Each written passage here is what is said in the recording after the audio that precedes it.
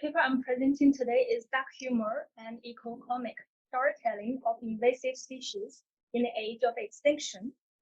I would like to start with some reflection on what motivated me to write this paper, by what I perceive as some of the dilemmas and thresholds in contemporary environmental storytelling or climate communication at large.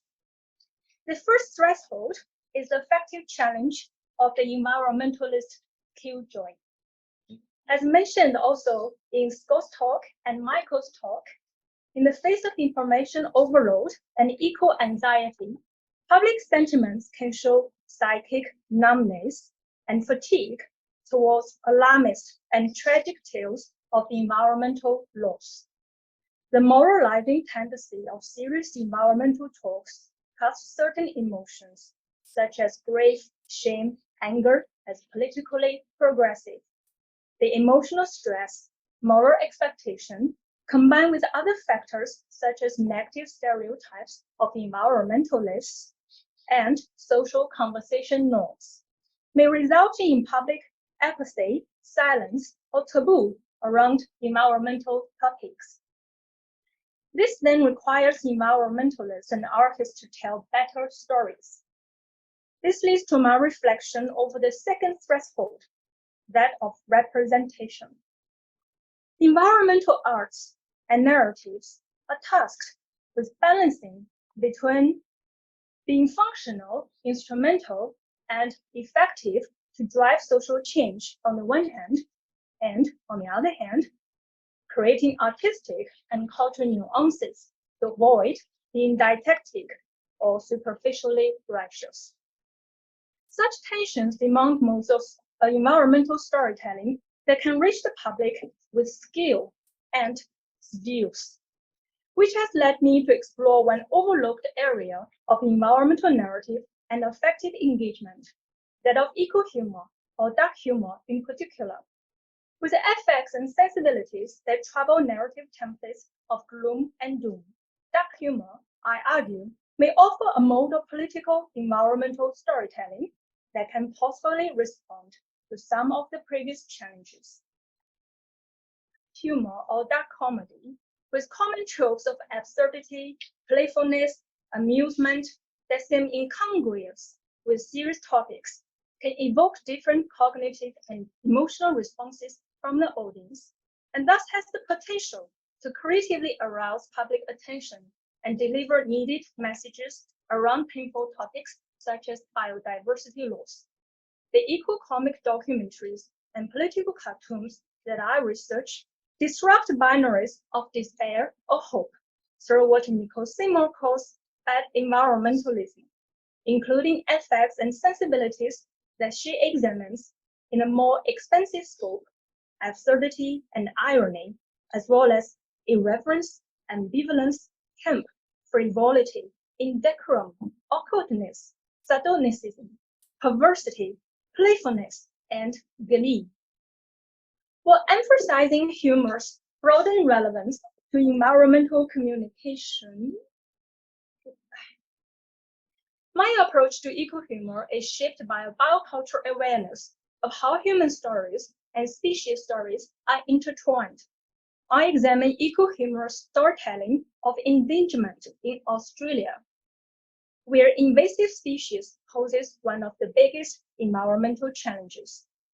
The situativeness of this research requires an understanding that, as Ursula Hayes argues in Imagining Extinction, quote, biodiversity, endangered species, and extinction are primarily cultural issues, questions of what we value and what stories we tell, and only secondarily issues of science, in the quote.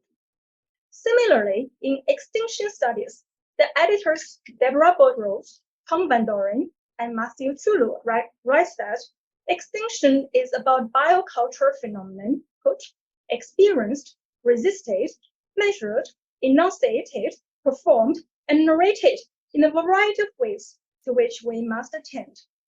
In the quote.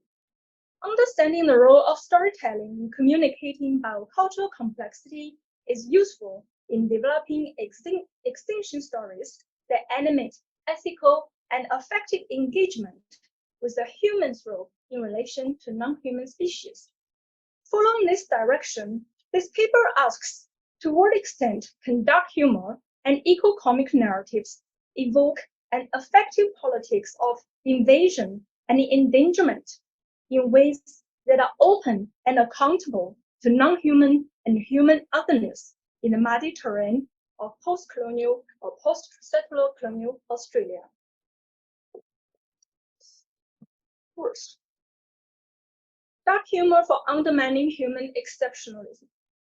Dark humor can ecologically shape affects and sensibilities that ironize human superiority, foreground ambiguity, and highlight animal and other non-human agency. One issue of extinction stories, as Rose et al. Suggests, is that they all too often slip back to comfortable auto-human scripts of accelerated progress or fatalistic decline, including heroic epics of conservation or scientific salvation or nihilistic human escape, which erases unique forms of non-human value. In this case, dark humor can unsettle human exceptionalism or self-righteousness by calling attention to uncertainty, disharmony, non-human agency, and feral ecologies that elude or result from human desire for certainty, for separation, and rational control. An example here is a famous cartoon published in the Queensland Figaro and Punch in 1884 in response to the government's construction of the world's longest fence to deal with rabbit overpopulation. Rabbits were released for hunting activities in Australia in the mid-19th century, and within a few decades, their numbers grew in millions, posing a serious agricultural and environmental hazard. The goal of the fence is to keep rabbits and other invasive pests from the east out of the agricultural crops, livestock, and pastoral lands of Western Australia. Throughout history, the fence, however, not only failed to stop rabbits from hopping over the fence, but also damaged native fauna, for example, obstructed emus from mass migration. By depicting rabbits playing tennis across the so-called rabbit-proof fence, the cartoon ironizes the absurdity of the barrier fence, and it as a special metaphor of colonial incompetence and territorial universalism, which, as time proves it, have been outwitted by adaptive rabbits. Second, dark humor for negotiating eco-social anxiety. Dark humor and comedy about invasive species can facilitate self-reflexive modes of species stories that serve to confront, ridicule, and relieve uncomfortable colonial histories and post-colonial guilt and shame over invasive species. By making light of the sobering nature of extinction and species loss, humor can disarm settler insecurity and make visible these cultural anxieties around eco-social questions of senses of place, belonging, and utilitarian or instrumental approaches to environmentalism in Australia. And this can be especially relevant to the settler Australian context, where ecological attitudes towards invasive native species is equated with an elusive moral hierarchy of cultural belonging, that is, what and who belongs and does not belong in Australia. Anthropologist Nicholas Smith has continuously examined the construction of so-called post-colonial eco-nationalism, whereby feral native binaries enable settlers to claim an indigenous sense of place that both recognizes and denies colonization as a form of feral invasion. Here's an example by Australian cartoonist Kathy Wilcox, where she deploys satire and mockery to comment on the Brumbies or feral horses debate, whether to preserve them as majestic icons of Australian cultural heritage or to kill them as pest animals that have caused landscape damages. So the debate here is ecological versus cultural. The cartoon lists ecological damages by brumbies, but so this is the things the brumbies do. Once here, they take over, they destroy habitat and threaten native fauna, flora. They clear hectares of vegetation, soil degradation, damage waterways. They don't give a damn about consequences. The difference is, of course, they can't be expected to know better. The cartoon lists the ecological damages by brumbies, but concludes that they can't be expected to know better. Namely, brumbies are simply being brumbies, thus shifting the blame away from the feral animal. At the same time, the cartoon contradicts the cultural and ecological meanings within the dual image of the brumby, ironizing its symbolic role in our heritage. Brumbies features in Australian bush poet Benjamin Patterson's poem The Man from Snowy River, a poem that celebrates settler white masculine conquest of white horses and rugged landscapes as part of Australia's frontier myth. Against scientists and urban politicians' call for killing them, Brumby activists, the majority of whom are rural residents, they lobby for preserving feral horses as a talisman of Australian pastoralism and nationalist history. In a frivolous manner, the cartoon exposes how the anxieties that fuel much of the fear, guilt, or despair around the threats of feral species in contemporary Australia stems from a handover of colonial legacies seeking to tame and conquer the land, its wildlife, and human others for European interests. Dark humor here performs cultural diagnosis by revealing the ways species discourses are manipulated to reinforce or subvert eco-nationalist sentiments. My third argument is that eco-humor can have a clear role for expressing affective friction and breaking taboos. My third argument is about dark humor's role in engaging affective frictions, or what I observe as perverse, taboo, inappropriate feelings in invasive species discourse, which can contrast environmentalist seriousness and sincerity. These taboo feelings may include affection and love for invasive species, or bloodlust and abuse in killing feral animals. Dark humor provides an aesthetic to openly perform and discuss taboo topics in cathartic manners that reveal the ambiguity and fault lines of eco-social realities in historical cultural contexts. Examples can be found in the cultural production about king toads, an invasive species that has attracted much public attention in Australia. The history of king toads in Australia is itself ironic. It is native to South America. King toads were imported from Hawaii in 1935, released in Queensland in 1935, a period of scientific optimism. As a biocontrol measure to control the king beetles that are plaguing the sugarcane farms. But this soon proved to be a futile attempt because the beetles flying high in the air, while the king toads are ground-dwelling creatures that cannot reach the beetles. Today, toads may symbolize fortune and longevity or blessing in Chinese culture.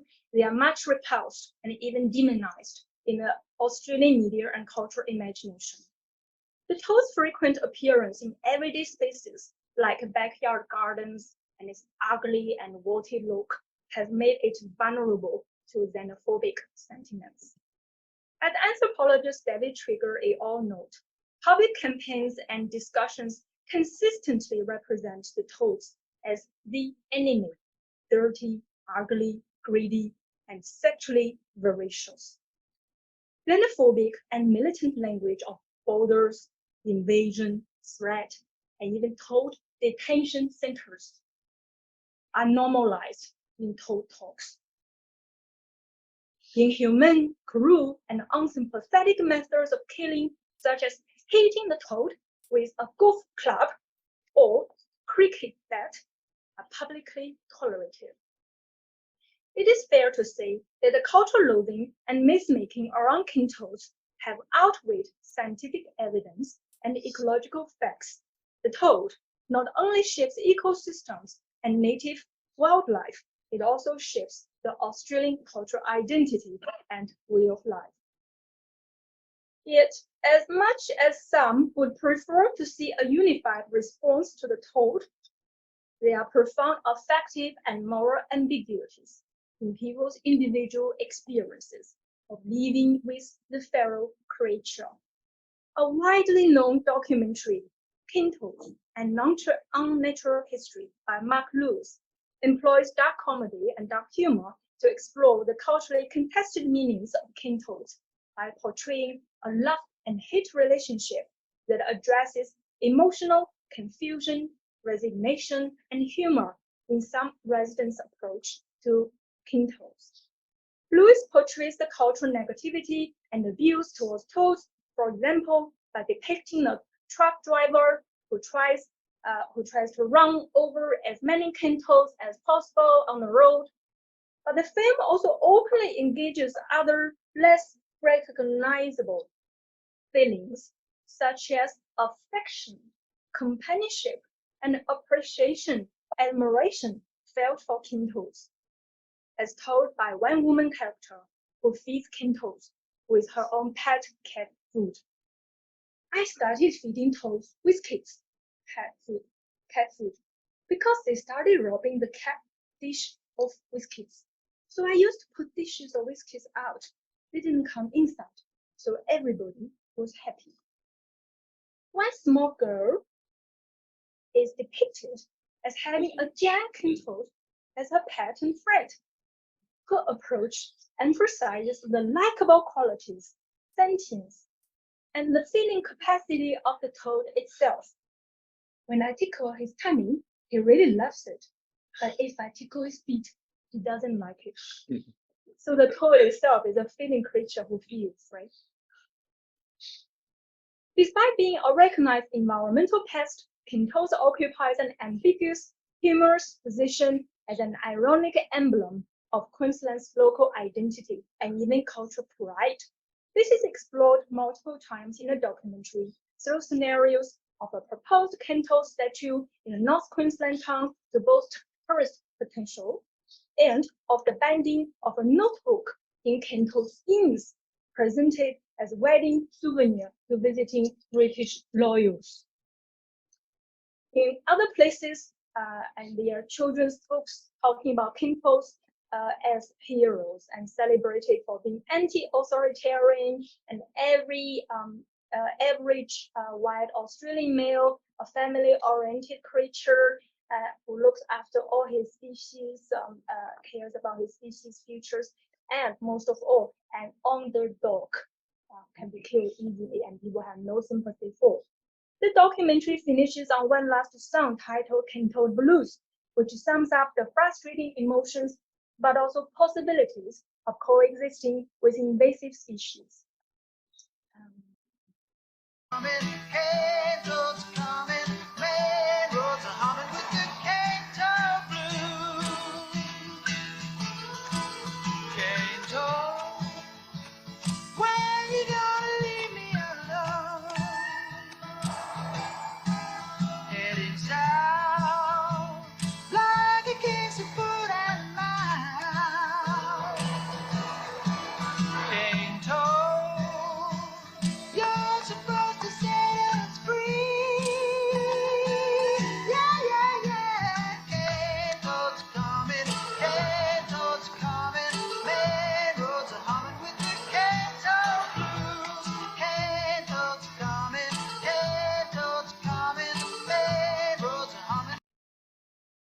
Okay, so the one with the smoking scene is also a common cultural reference. It's about these people in Australian society who smoke cane toad toxins. They get high and enter toad consciousness. So there's a common worry, but scientists might contradict. Again speaks about the culture, legendary myth making about cane toad. Without being instrumental or didactic, the documentary asks, through laughter and absurdity, how a plurality of cultural narratives of invasive species shape individual and government decision-making in managing multi-species relations, from fear-mongering to admiration. Just quickly wrapping up. Dark humor as a contested side. Last, this project also problematizes an easy relationship between eco-comedy and environmentalism, and treat both as contested sides full of frictions and stakes. While on the one hand, I find myself agreeing with eco-critics such as Gio Takaki, who claims that eco-comedy can disarm, reveal truth, engage, spread, unite, inspire, and empower, and create new orientations for positive change. On the other hand, I argue that eco-comedy and humor can also perpetuate further violence and trivialize emotions that are required for ethical action. For example, some of the eco-comic narratives that I come across and study in this project, they represent non-human species through anthropomorphism and raises questions of multi-species justice. In their comment on multi-species justice, Ben Kirksey and Sophie Chow highlighted the risk of ventriloquism, when humans speak for and speak both non-humans across species differences. Some of the examples that I come across deploy anthropomorphic exaggeration and exaggerated vilification to demonize feral species and reinforce us versus them sort of paternalism. In this case, we need eco-humor that not only entertains, but also opens up accountable and ethical possibilities for learning and for human self-reflection. To conclude, invasive species comedy, what? Why? Wait, why not? In an age of denialism, fatalism, techno-scientific complacency, and cultural expectations about what we're supposed to feel about nature, eco-comedy can be diagnostic, engaging, and fun. Instead of reiterating mainstream environmental aspects of reverence, seriousness, and tragedy, I have gradually adopted an alternative approach of whichever works in my approach to environmental storytelling. Besides, it is also good for humor training. Thank you.